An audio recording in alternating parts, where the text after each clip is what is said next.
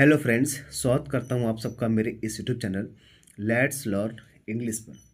दोस्तों, आज मैं आप लोग के लाया हूं कुछ ऐसे combined question word, mixed question word जिसका आप लोग अक्सर यूज करते हैं। जैसे सिंस व्हेन हुआ, इसका अर्थ होता है कब से, हो गया। और सिंस व्हेन, अनटिल व्हेन मतलब कब तक, बाय होम मतलब किसके द्वारा। उसके बाद है फॉर होम, किसके लिए। अबाउट होम, किसके बारे में। अबाउट होम, विदाउट होम, किसके बिना। ओके। और ये है किसके साथ, विद होम, कहाँ से, फ्रॉम वेयर, जब कभी, व्हेन एवर। इन सब का हम लोग बढ़िया से देखेंगे, ठीक है, पूरा एग्जाम्पल के साथ। दोस्तों, यदि आप हमारे लेट्स लर्न इंग्लिश में पहली बार आए हैं तो आप मेरे इस यूट्यूब चैनल जुड़ जाइए। यहाँ पर आपको ग्रामर, इंग्लिश स्पोकन और इंग्लिश टू हिंदी ट्रांसलेशन, आपको पूरी बात मैं यहाँ पर समझाऊंगा। ठीक है दोस्तों, पूरा ग्रामर, जिससे आपकी इंग्लिश जल्दी ही बूस्ट हो जाएगी। ये देखते हैं सिंस व्हेन, कब से। इसका अर्थ क्या होता है, कब से, किसी समय बिंदु से लेकर अब तक के लिए प्रयोग होता है। ठीक है। जैसे मान लीजिए, तुम कब से इंतजार कर रहे हो, वह 2020 से यहाँ रह रही है। तुम कब से, तुम उसे कब से जानते हो। ठीक है। तो ऐसे वाक्यों के लिए इसका प्रयोग करते हैं। तुम कब से इंतजार कर रहे हो, तो since when you have been waiting. Okay. Since when, कब से, यानी सिंस व्हेन, कब से। हैव यू बीन, आप देखो ये प्रेजेंट परफेक्ट टेंस में है, और प्रेजेंट परफेक्ट टेंस में has plus been plus verb के साथ आईएनजी फॉर्म का प्रयोग होता है। ठीक है। तो सिंस व्हेन, कब से, यू हैव बीन वेटिंग। उसके बाद है वह द्वारबी से यहाँ रह रही है। सी हैज़ बीन लिविंग, रहना, तो she has been living here since 2020, द्वारबी से यहाँ रह रही है। तुम उसे कब से जानते हो, सिंस व्हेन, कब से, डू यू नो हिम, उसे जानते हो। ठीक है। अनटिल व्हेन मतलब कब तक। अनटिल व्हेन मतलब होता है कब तक, किसी निश्चित समय तक के लिए प्रयोग होता है। अनटिल व्हेन, मैं तुम्हारे आने तक इंतजार करूंगा, मैं तुम्हारे आने तक इंतजार करूंगा। ओके।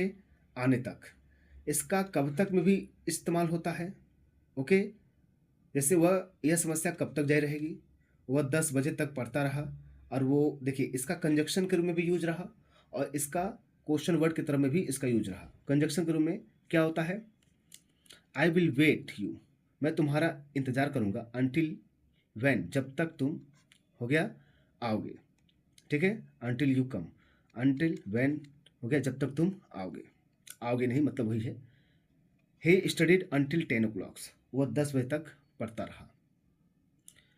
यह समस्या कब तक जारी रहेगी, अनटिल व्हेन मतलब कब तक, विल दिस प्रॉब्लम कंटिन्यू, यह समस्या जारी रहेगी।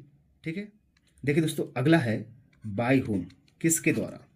किसके द्वारा, तो यानी किसी काम को किसी व्यक्ति द्वारा किया गया, या पूछने की या बताने के लिए किया था इसका प्रयोग। जैसे यह किताब किसके द्वारा लिखी गई है, बाय होम मतलब किसके द्वारा, was this book written. Okay. यानी ये किताब लिखा गया, पैसिव में गया है। अब पैसिव में क्या होता है भाई, वर्ब का थर्ड फॉर्म होता है कि नहीं, हेल्पिंग वर्ब के बाद। ठीक है। By whom was this book written, यह काम उसके द्वारा लिखा गया था। This was, this work was done by him. Okay. यह काम उसके द्वारा लिखा गया था। मीटिंग किसके द्वारा आयोजित की गई थी। अब यहाँ देखिए, बाय हुम, किसके द्वारा, तो हो गया बाय हुम लग गया। Will the meeting be organised, will the meeting be organised मतलब मीटिंग किसके द्वारा ऑर्गेनाइज की गई थी। आइए, किसके लिए, किसके लिए अर्थ होता है, यानी किसी व्यक्ति के लिए या उसके लाभ के लिए प्रयोग होता है, जैसे भी हो, किसके लिए। ठीक है। जैसे यह उपहार किसके लिए है, तो this gift is for whom, या for whom this gift is भी कर सकते हैं, यानी for whom is this gift भी कर सकते हैं। मैं अपनी बहन के लिए ड्रेस खरीदी, I bought a dress for my sister. ठीक है। फॉर होम, यह सीट वीआईपी के लिए अतिरिक्त है, this seat is observe for VIPs. तो वीआईपी फॉर होम लगा ना, किसके लिए, फॉर होम, इसका आंसर हो गया। अबाउट होम मतलब होता है किसके लिए, हो गया अबाउट होम, यानी किसी व्यक्ति के बारे में बात करने, पूछने के लिए। तुम किसके बारे में बात कर रहे हो, what are you talking about whom. Okay. About whom you are talking कर सकते हैं, या what are you talking about whom, यानी तुम किसके बारे में क्या कर रहे हो, बात कर रहे हो। ठीक है, तुम किसके बारे में बात कर रहे हो। ओके दोस्तों, आगे बढ़ा जाए।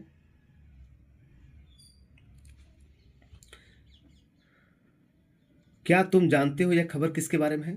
Do you know about home this news is, क्या तुम जानते हो about home this news is, यह न्यूज़ किसके बारे में है। तो अबाउट होम मतलब किसके बारे में, किसके बिना, ये बिना किसी व्यक्ति के बिना कोई काम असंभव हो यह बताने के लिए। ठीक है, मैं उसके बिना नहीं रह सकता हूँ। I can't live without him, I without हो गया, I can't live without home हो गया, इसके बिना होम मतलब किसी व्यक्ति के बारे में बात कर रहा है। ठीक है, यह कंजक्शन का काम कर रहा है। या विदाउट हिम भी कर सकते हैं, उसके बिना। टीम कप्तान के बिना नहीं जीत सकती है, the team can't win without the captain. ठीक है, ये टीम क्या, ये मैच जो है टीम के बिना नहीं जीत सकती है।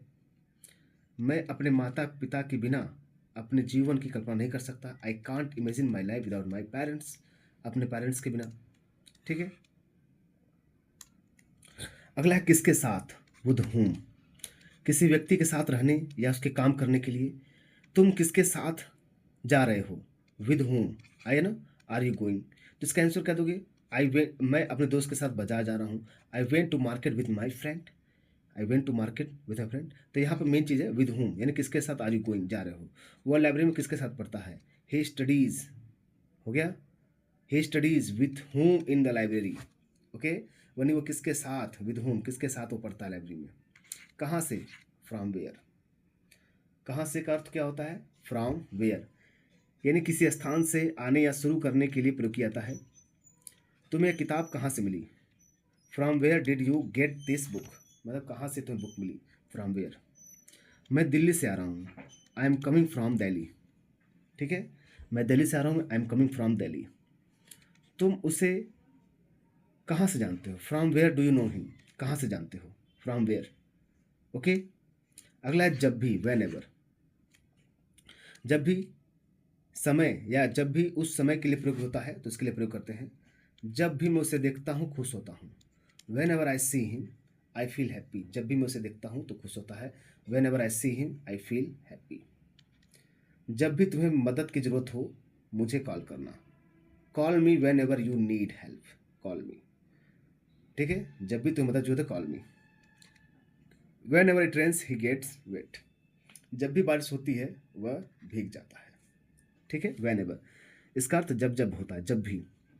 ठीक है दोस्तों, तो ये रहे आपके कुछ इंपॉर्टेंट ऐसे वर्ड जो अक्सर इंग्लिश में बोले जाते हैं, इंट्रोगेट क्वेश्चन के फॉर्म में भी और कंजक्शन के फॉर्म में भी। तो आशा करता हूँ आप लोग समझ में आया होगा। ऐसे इन्फॉर्मेटिव वीडियो पाने के लिए हमारे YouTube channel the let's learn English से आप जरूर जुड़िए। मिलते हैं नेक्स्ट वीडियो में, तब तक के लिए दोस्तों नमस्कार।